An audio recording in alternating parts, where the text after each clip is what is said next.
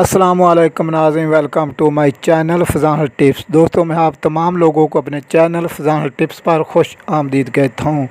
नाज़रीन, आज की वीडियो में हम बात करेंगे हामला के दौरान गले या सीने में जलन क्यों होती है, इसकी क्या वजूहत है, आप ऐसा क्या कर सकती हैं कि आपकी तकलीफ़ थोड़ी कम हो जाए।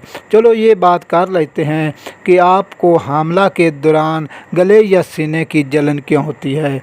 एक हामला औरत का जिस्म प्रोजेस्ट हार्मोन काफ़ी ज़्यादा मकदार में पैदा करता है, जिसका काम जिस्म की नसों को ढीला करना होता है। अब क्योंकि ये हार्मोन प्रेग्नेंट औरत के जिस्म में बहुत से ज़्यादा मकदार में बढ़ने लगता है, इस वजह से खुराक को डाइजेस्ट करने की जो सलाहियत होती है वो आहिस्ता आहिस्ता कम होना शुरू हो जाती है और ये 7 to 8 महीने में बिल्कुल ही स्लो हो जाती है। इसकी वजह से आप जो भी खाती हैं, आपके जिस्म को इसे डाइजेस्ट करने में इसको बहुत ज़्यादा वक्त लगता है, तो इसलिए आपके गले में या सीने में जलन महसूस होने लगती है। चलो जान लेते हैं कि आपके खाने पीने में क्या तब्दीली कर सकते हैं आपकी ये शिकायत थोड़ी कम हो जाए।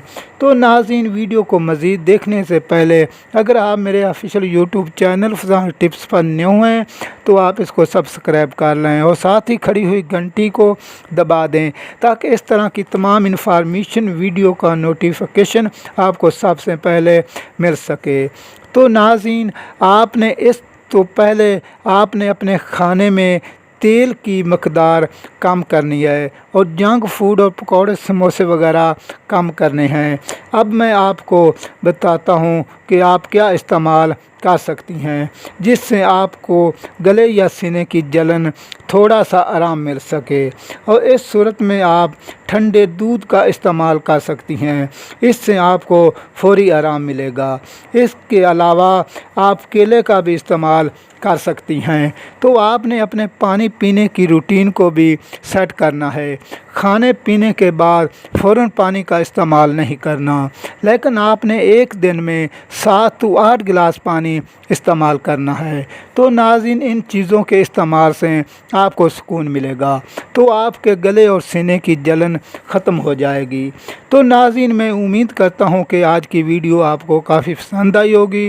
वीडियो अच्छी लगी हो तो वीडियो पर लाइक शेयर कमेंट ज़रूर करें। मुझे अपनी दुआओं में याद रखें। नाज़रीन, इस वीडियो को देखने के लिए शुक्रिया। अल्लाह हाफ़िज़।